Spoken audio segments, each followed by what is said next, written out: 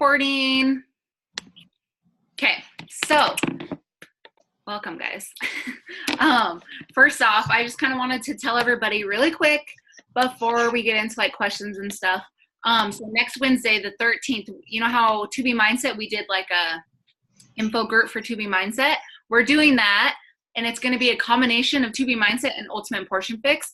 So we're going to talk a ton about the difference between the two. So literally, you guys, anybody that you add to that info group, they should be able to get helped with a solution, To Be Mindset or Ultimate Portion Fix, because they're totally different. So everybody should kind of fit into one or the other. And you guys, nutrition, we'll talk about it more, but nutrition's the thing that everybody struggles with, every single person. And if you're not on point with your nutrition, you're not going to get results, even if you're working hard in your workouts.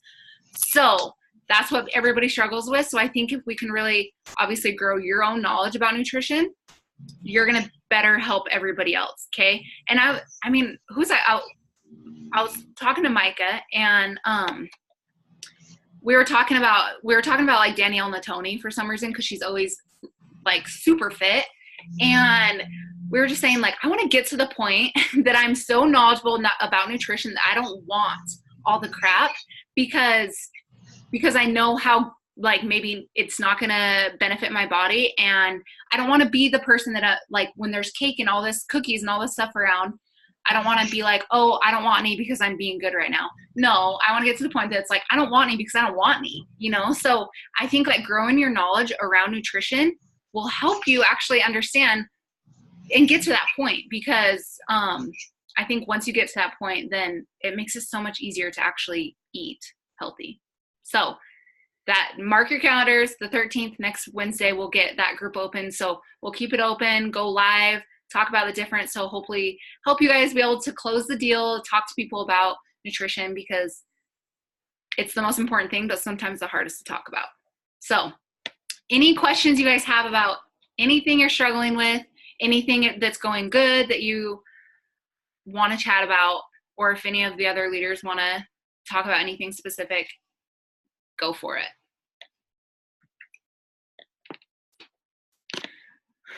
No questions, you guys? All right, I have a question. Okay. So as I'm getting more PS coaches, I have 4 right now, and I guess I just would want advice on how you become a mentor coach, even though, like, say, I don't know that much still, but just kind of transitioning from being mentored to mentoring, I guess. That's my question. I mean, I think people think that the being like a leader, it's, you guys, everything as a leader, you can learn, okay? Literally the second you sign up one person, you're a leader. And you guys, when we started, we didn't have all the trainings that we have now. Like, I don't think Micah had any trainings. She learned through YouTube. So just know that if you're able to plug all your people into the trainings that that is available to them, like, that's probably the most important part, because I'm still learning stuff all the time. So having places to plug people in is super helpful. I don't know. What do you guys think? Like, Micah just says, just give them the resources and support them in their efforts.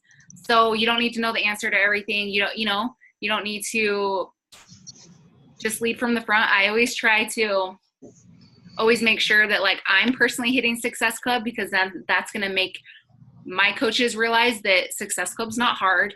I'm hitting these numbers because I'm doing my crap, but, leading from the front. And it's so true, that whole analogy with leading from the front. So just get them plugged in. Don't stress about it. Support them, and then learn as you go. Okay.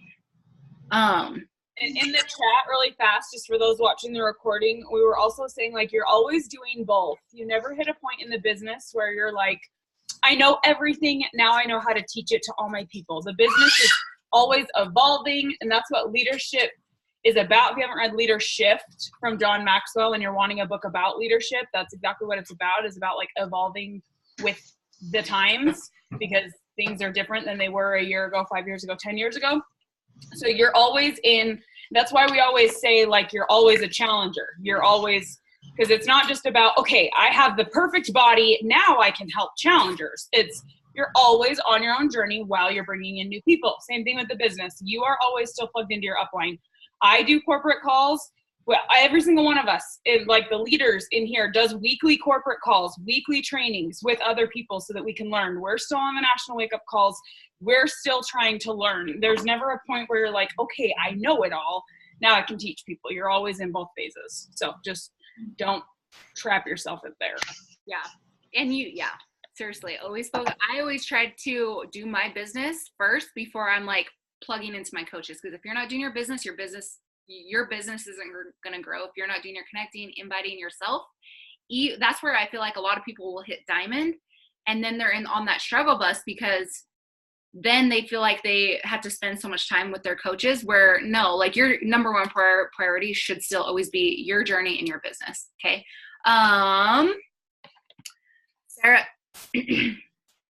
Sarah said she's struggling inviting new followers without being awkward. Does it just come with practice? What do you feel is awkward? Sad? Just like, definitely comes with practice, you guys. Ashley, you're awesome at invites. Will you kind of say how you invite to people? Because people are watching you, they're following you, they know what you're about. If they continue, then you shouldn't feel awkward. Like you have an awesome business to offer somebody, or the workouts. Well, and if you are awkward, I think like own it. It's okay to be awkward. I'm super awkward, and I just say, I'll be like, I'm feeling like a little awkward, and it's just because I'm like weird, like I just talk like I am talking to my best friend, and sometimes I'm really awkward, and that's just who I am. And I think it's okay to be that way, and it also makes them feel more comfortable, like, oh, she is kind of awkward, but so am I. It's cool. We're all friends. Sorry, one sec. Well, and I think there's also, I just want to make a quick distinction. I don't necessarily invite new followers. I invite new story watchers. There's a difference. If they're following me, but they're not engaging in anything I'm doing, I'm not going to invite them. I am inviting people who watch my stories or people who are liking, commenting on my posts. And I think the big thing, I've seen a lot of hate going around on social media right now of people who are like, oh, if I get one more message from a Beachbody coach inviting me to a boot camp, I'm going to respond back and say, are you saying I'm fat?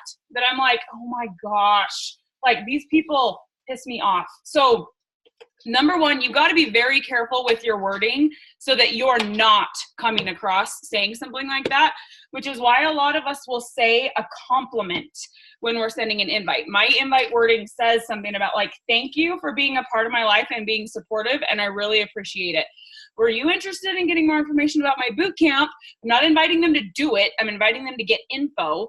Or were you just being like the best cheerleader in the universe? Either way, I see you and I appreciate you. No one is going to be like, oh my gosh, how dare you compliment me? Like people are very like, oh, even if they don't want to. I have never, ever had someone be like, oh my gosh, she thinks I'm fat. Like, because, and I think a lot of that comes back to your energy.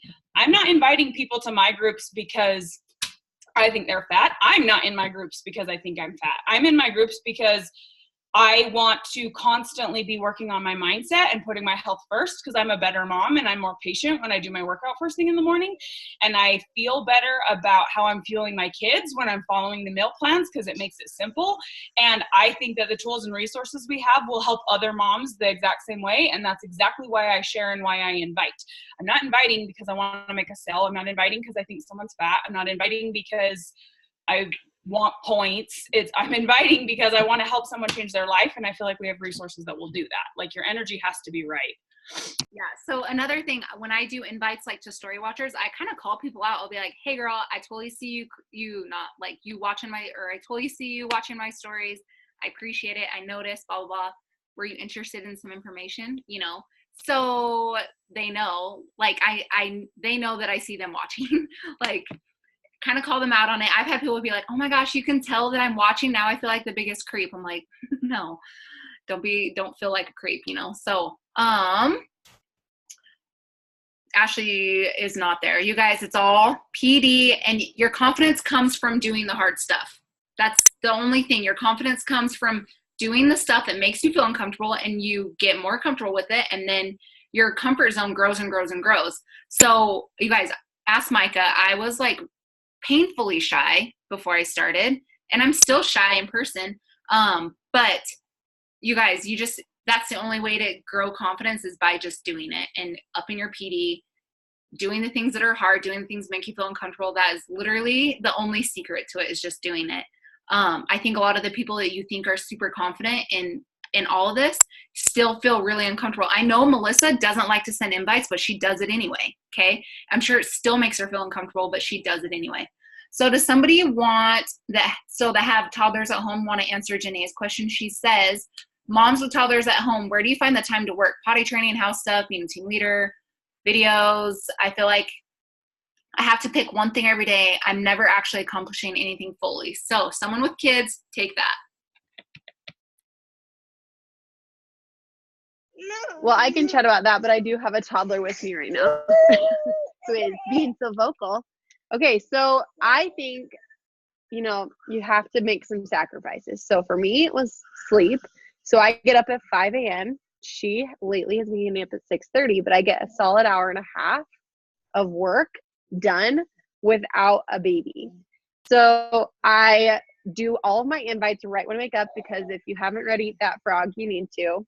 And like Cozy said, it's not my favorite thing. So I just do it right when I wake up so that there's no excuse.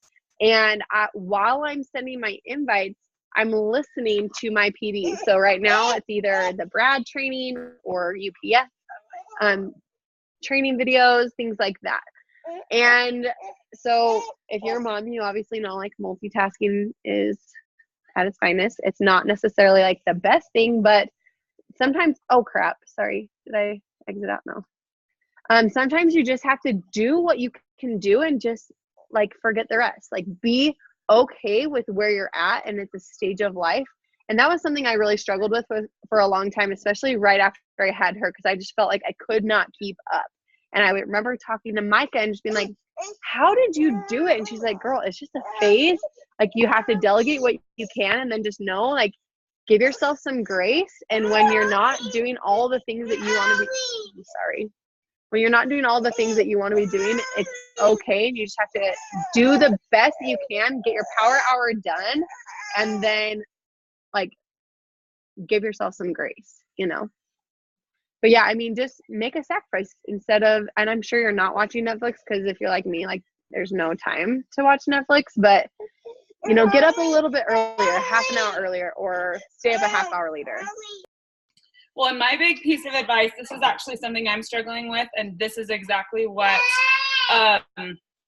so Jess said being present, for those who are watching the recording, be present. Clearly I have toddlers too. Be present and do your work without 100% attention is still better than leaving my babes to go to work and not be the one who's there when they need me.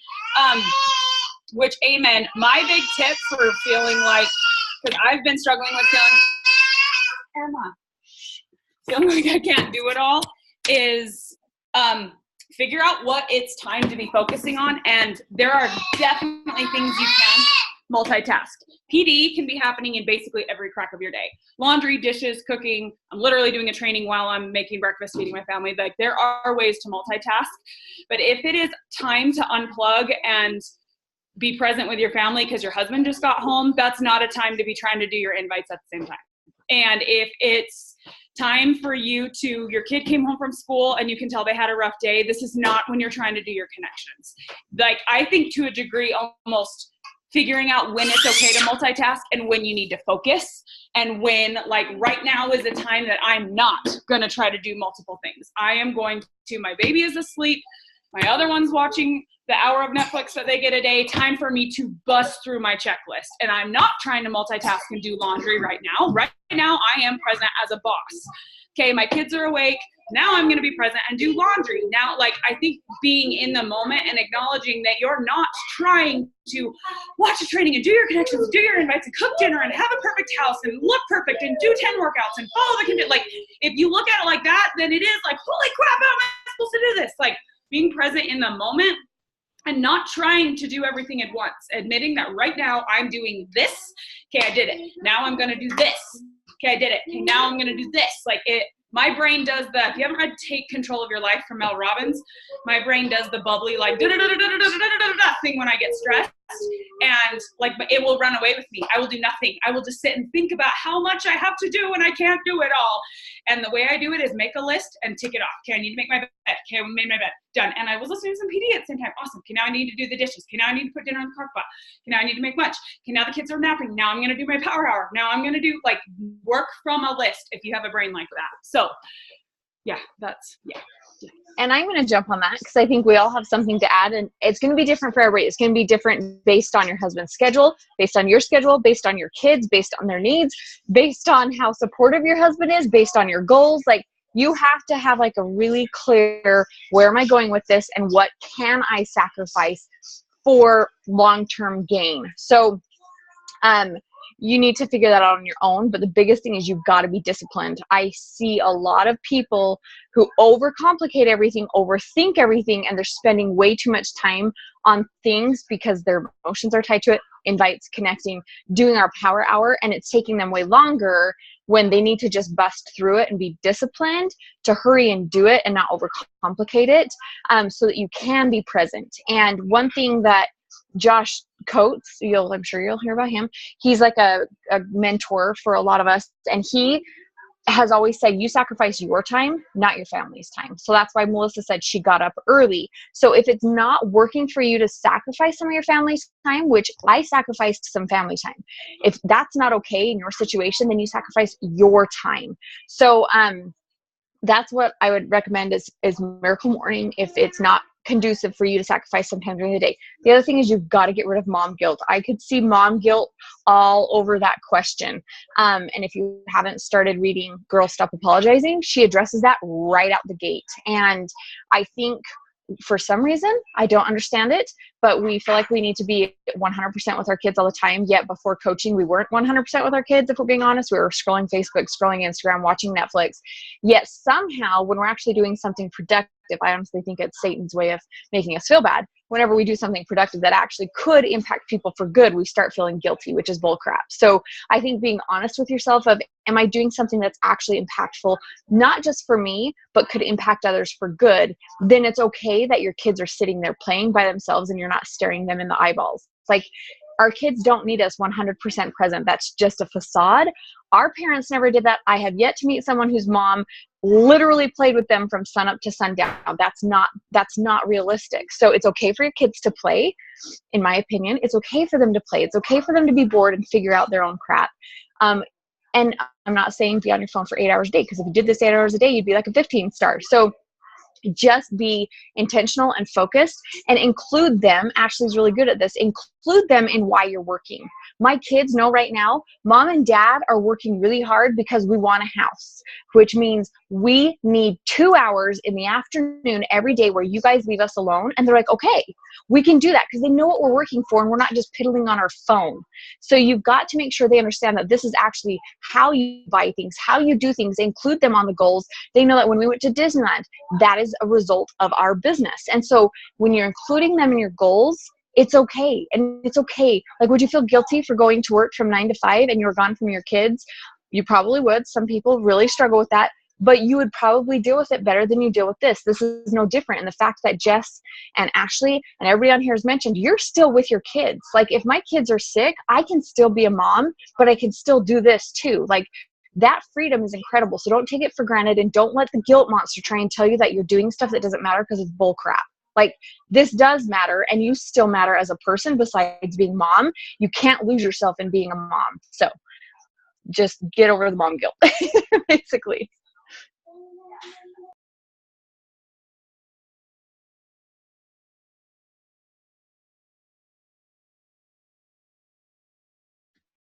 Well, that was awesome. Good job, guys. Janae. So, I mean, I don't know if you saw my answer. She said that she does a good job being present in the moment, focusing on one thing at a time, but she struggles with the whole team leader because she doesn't want to fail, because of leadership is where she really wants to excel in the business. And I feel like she has, the only time that she has is to maybe do the IPAs. So just get them plugged in. Like, I think sometimes we think we need to like hold our coaches' hands and answer every tiny little question they have, be available to them 24/7. And that's not realistic. Okay. I think it's really good for you to kind of set those boundaries with your coaches. You don't need to be able to answer a question every second of the day. You know, you should have times that you answer messages and not feel bad if they have to look something up, because that's when they're going to learn. So just make sure they're plugged into all the resources, be there to support them, but don't stress about being at their beck and call 24/7. And that's why the message threads are awesome too. People can ask in the message thread, and of someone else that's available at the time totally might be able to answer their question. And the whole being a leader, you guys lead from the front, do your own crap first. And that's the best way to lead, is by showing people through your example that you can do it if you have a crazy day, you know, being consistent, all that. So I just think, I used to stress about, I'm such a bad leader, blah, blah, blah. But I don't think there's no such thing as being a bad leader if you're actually doing your stuff, and make sure people are just plugged in. Does anybody else have any input on the whole being a leader? Because clearly that's people I was actually having some guilt about this yesterday, and I had like a big breakthrough with a limiting belief. So I hadn't realized, but I was telling myself I'm not successful until I am mentoring X amount of people. I don't think I realized the number, but I had a big number in my head that until I have X amount of people seeing X definition of success, I'm not doing this right as a leader. And if you think about it in terms, which I think a lot of us can probably relate to that, but if you think about your journey, you wouldn't say, I am not successful with my weight loss journey until I have helped 25 people lose 50 pounds. And until I've helped 25 people lose 50 pounds, it doesn't matter how much weight I lost. I'm not successful in my weight loss journey until I help enough other people lose that much weight too. That's not how it works. You're successful in your weight loss journey if you changed your health and you're happy with where you are and you whatever. And then the more people you get to help, the better. And then you feel more fulfilled and more joyous. But that doesn't change how you and I think that's the thing we do as leaders. A lot of us, I know for me, I didn't start this business because I wanted to raise up however many $1,000 earners. I started this business because I wanted to help benefit my family. And that's happening regardless of what's happening with, and that doesn't mean you don't want to help your coaches, but like you have to separate you have to figure out what your definition of success is, so that you don't beat yourself up for not being a good enough leader, because that not being a good enough leader thing will trip you up for the rest of your life. And you guys, some of the most successful coaches in the whole entire business signed up with no upline. They did not have that support. So I honestly, truly believe that if you want to be successful, you'll make it work. Okay. You will look stuff up. You will get your crap done. You don't need somebody above you to tell you what to do 24/7. So I think that is literally almost so many of the coaches that are like the top coaches did not have an upline. They figured it out. Like, don't not support your coaches, but don't think you have to hold their hand 24/7. Okay. Because you can't do the work for them. You can't do it for them. Give them the help, give them the confidence, and teach them to have the confidence in themselves, because that's where you're going to be successful, is when you grow confidence in this business, in yourself, all that. So someone wants to, real quick, we'll answer Ashley's question. About the whole time blocking.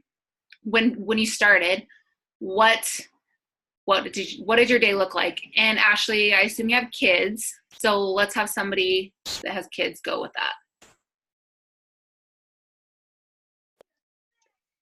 So I think you have to someone I believe set it up above, but you really have to, she doesn't have kids. You have to kind of create a schedule for yourself. So say you have things that you know are at certain times during the day. Like, if you're working full time, like I knew as a teacher, I had to be at work at 6:45 and I had to stay at work until 3:20 or whatever our hours were. Okay. So that was blocked out, like non-working hours, except for 30 minutes at lunch. So I then said, okay, so if I have to leave my house by 6:30 and I need to work out before I go to work, what time do I need to wake up at in order to get my power hour done or my posts written for that day? what time after school or what time after work do I need or have to do other things? Like maybe you have a dentist appointment, or maybe you have a hair appointment, or you have your kids have appointments, or whatever you've going on in your life. Create your schedule, like write it out in an actual planner, get an iPad with a planner, get a physical planner, write it in your phone, whatever it is that works best for you. And then you can just plug in little things like at 6 o'clock, I'm doing 25 invites. That's going to take me 30 minutes and I'll be done. At 12:30 during my lunch, I'm going to follow up with all my invites. I'm going to do all my follow-ups. I'm going to respond to all the comments from my post this morning. I'm going to do all those things. That take your power hour and plug it into the power pockets of your day. Okay. Don't just say like, oh, like I don't have an entire hour in my day that I can't get it done. Figure it out, make it work for you. And it might look different for you than someone else. But if you are being organized and if you're setting your intentions right for the day and you're saying, I'm going to make sure I get this done. When something happens, you guys, something happens. So then you just, make it work. You figure it out. You stay up an extra 30 minutes after the kids go to bed, or you whatever. But I think it's just being super intentional and really knowing, okay, what's most important for me and how am I going to get it done and what do I need to do in order to get it done? For me, that was waking up at 4:30 because I had to be out the door by 6:30. So I spent an hour on my business, on my workout. I got my kids ready, got out the door, worked half an hour at lunch. I sacrificed time with my friends. Instead of going and eating lunch with my friends in her classroom, in one of their classrooms, I ate lunch at my desk and I did all my work. And I got a ton of stuff done at that time of the day because lunchtime, I was like, freak no, I'm getting home to my kids. I worked really hard in that 30 minutes.